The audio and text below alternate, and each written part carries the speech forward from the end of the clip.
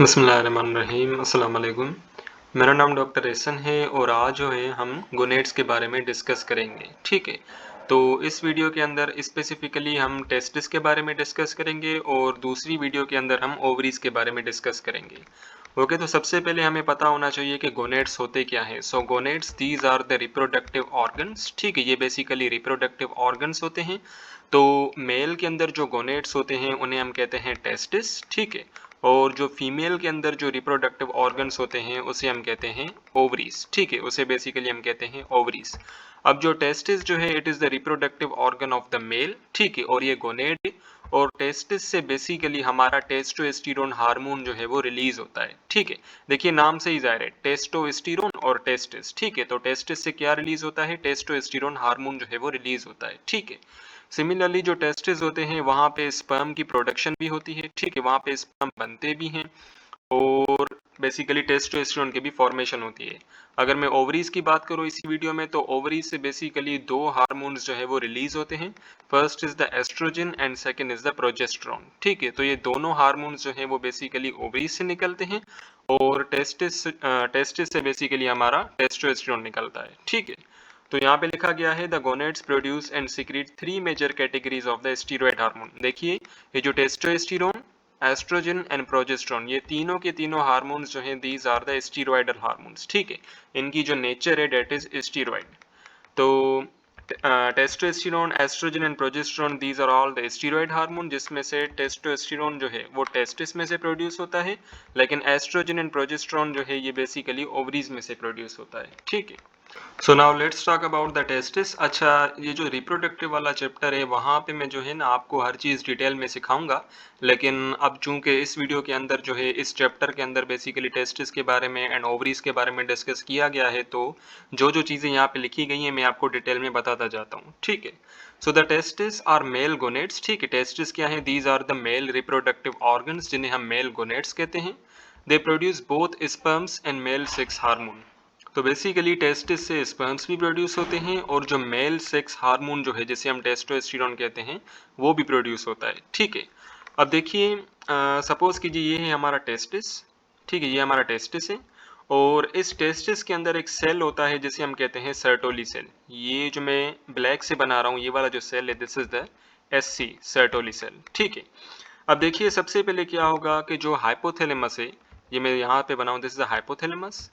ठीक है, and this is the stock of hypothalamus and this is the pituitary gland. ठीक है, और ये जो मैं बना रहा हूँ this is the anterior pituitary gland. ठीक है, अब देखिए हाइपोथैलेमस से जो है सबसे पहले रिलीज होंगे गोनेडोट्रोपिन रिलीजिंग हार्मोन। ठीक है, सबसे पहले रिलीज होंगे गोनेडोट्रोपिन रिलीजिंग हार्मोन GRH। ठीक है, अब ये गोनेडोट्रोपिन रिलीजिंग हार्मोन जो है ये सबसे पहले जाएंगे हमारे एंटीरियर पिट्यूटरी ग्लैंड के अंदर और एंटीरियर पिट्यूटरी ग्लैंड के अंदर बेसिकली एक सेल होगा जैसे हम कहेंगे रिलीजिंग सेल। ठीक है, जैसे हम कहेंगे रिलीजिंग सेल, और इसी रिलीजिंग सेल को कहेगा कि भाई तुम दो किस्म के हार्मोन जो है वो रिलीज करो। कौन से दो किस्म के hormone, follicular stimulating hormone and luteinising hormone. ठीक है, तो FSH follicle stimulating hormone and LH these are the luteinising hormone. ठीक है, तो फिर ये रिलीजिंग सेल क्या करेगा, इन दोनों हार्मोन्स को प्रोड्यूस करेगा FSH एंड LH।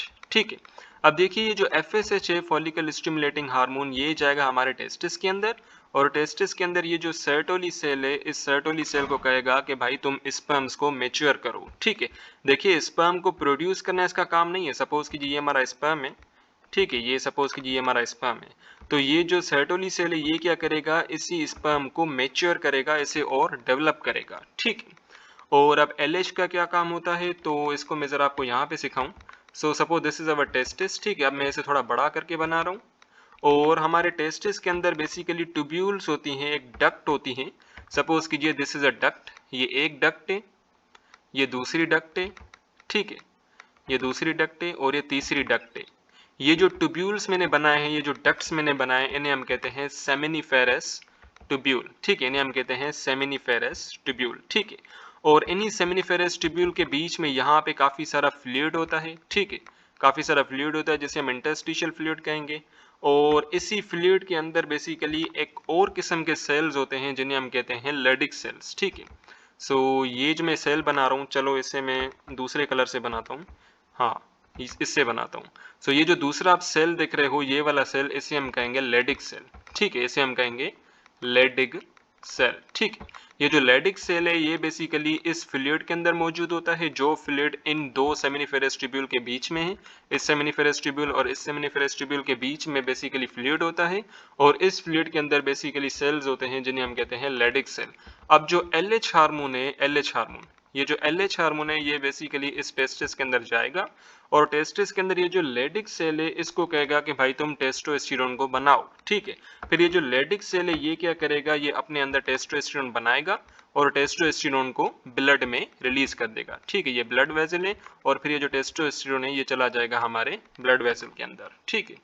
तो अब यही सारी कहानी जो है वो यहाँ पे लिखी गई है। So FSH stimulates the Sertoli cell of testis to facilitate the sperm development, ठीक है, and LH stimulates Leydig cell of testis to release the testosterone hormone. FSH क्या करेगा, टेस्टिस के अंदर जो सर्टोली सेल्स है उनके पास जाएगा और उन्हें कहेगा कि भाई तुम स्पर्म्स को डेवलप करो, मेच्योर करो। और जो LH हार्मोन है वो जाएगा हमारे लेडिक सेल के पास, ठीक है, हमारे टेस्टिस के अंदर लेडिक सेल्स होंगे, और उन्हीं लेडिक सेल को कहेगा कि भाई तुम टेस्टोस्टेरोन को सिक्रीट करो, ठीक है। अब ये लेडिक सेल कहाँ पे मौजूद होते हैं? So Leydig cell of test is located in the interstitial tissue और interstitial space between the seminiferous tubule, ठीक है, begin to secrete the testosterone. अब देखिए ये जो लेडिक सेल्स होते हैं ये बेसिकली जो हमारे सेमिनिफेरस ट्यूब्यूल होते हैं टेस्टिस के अंदर, उन्हीं सेमिनिफेरस ट्यूब्यूल के बीच में जो स्पेस होती है उसे हम कहेंगे इंटरस्टिशियल स्पेस, और जो फ्लूइड होगा वहां पे उसे हम कहेंगे इंटरस्टिशियल फ्लूइड, और जो वहां पे टिश्यूज होंगे उन्हें हम कहेंगे इंटरस्टिशियल टिश्यूज, ठीक है। तो बेसिकली हम ऐसे कह सकते हैं कि जो लेडिक सेल है ये किस्म का इंटरस्टिशियल सेल है, ठीक है। ये क्या है? It is a type of interstitial cell, ठीक है। और यही सेल क्या करेगा, यही सेल बेसिकली टेस्टोस्टेरोन को सिक्रीट करेगा। अब देखिए स्पर्म बनते कहाँ पे हैं? स्पर्म जो है ना वो हमारे सेमिनिफेरस ट्यूब्यूल के अंदर बनते हैं, ठीक है। ये जो यहाँ पे मैंने आपको दिखाया था, ये जो सेमिनिफेरस ट्यूब्यूल है, इस सेमिनिफेरस ट्यूब्यूल के अंदर यहाँ पे स्पर्म बनेगा, ठीक है। और इस स्पर्म को मेच्योर कौन करेगा? सर्टोली सेल, ठीक है। ये सर्टोली सेल क्या करेगा? इसी स्पर्म को बेसिकली मेच्योर करेगा, ठीक है। So it is produced early in the development of an embryo, determined that fetus will develop as male rather than a female। देखिए जब आप अपनी मदर के पेट के अंदर होते हो, जब आप एम्ब्रियोनिक स्टेज में होते हो, ठीक है, जब आप एम्ब्रियो वाली स्टेज में होते हो, तब क्या होता है कि तब इमेच्योर स्पर्म्स जो है ना आपके टेस्टिस के अंदर प्रेजेंट होते हैं, ठीक है, इमेच्योर स्पर्म। तो उन्हीं इमेच्योर स्पर्म को हम अल्ट्रासाउंड के थ्रू या जो टेक्निक्स होती हैं उसके थ्रू हम देखते हैं, तो हमें पता चल जाता है कि मदर के पेट के अंदर एक बॉय है, लड़की नहीं है, ठीक है। So the testosterone produces both anabolic and androgenic effect in human mails, ठीक है। सो देखिए ह्यूमन मेल्स के अंदर जो टेस्टोस्टेरोन है उसका एनाबॉलिक इफेक्ट भी है, ठीक है। एनाबॉलिक इफेक्ट हम कहते हैं कि किसी चीज को बनाना, किसी चीज को स्ट्रेंथन करना। And then we have the androgenic effect. Androgenic effect यानी कि सेकेंडरी सेक्सुअल कैरेक्टर का डेवलप होना, ठीक है।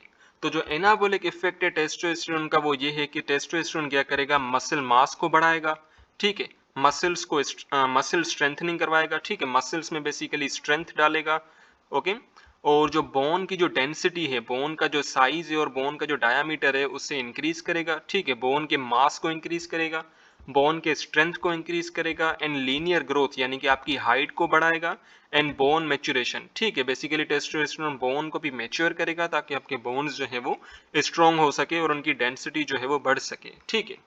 और एंड्रोजेनिक इफेक्ट क्या है टेस्टोस्टेरोन के? These are the secondary sexual characteristic, ठीक है। सेकेंडरी सेक्सुअल कैरेक्टरिस्टिक मेल के अंदर क्या क्या होते हैं कि डीपनिंग ऑफ द वॉइस, ठीक है, आपके वॉइस का भारी होना, फेशियल ग्रोथ, फेस पे बाल आना, दाढ़ी आना, एंड एक्सिलरी ग्रोथ, ठीक है, यानी कि बगल पे भी बाल आना।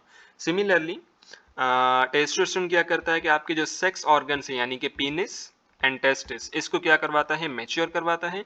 And formation of the scrotum in the female. अब ये स्क्रोटम क्या है?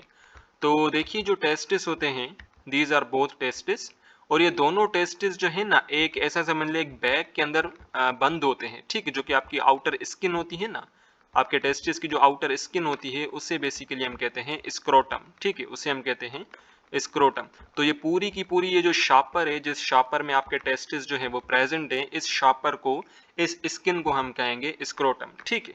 तो एम्ब्रियोलॉजिकली यानी कि जब आप अपनी मदर के पेट में थे, जो बॉयज हैं, तो आपके अंदर क्या था कि आपके अंदर ये जो टेस्टोस्टेरोन था वो क्या करवा रहा था कि आपका जो स्क्रोटम है उसे डेवलप करवा रहा था, उसे बना रहा था।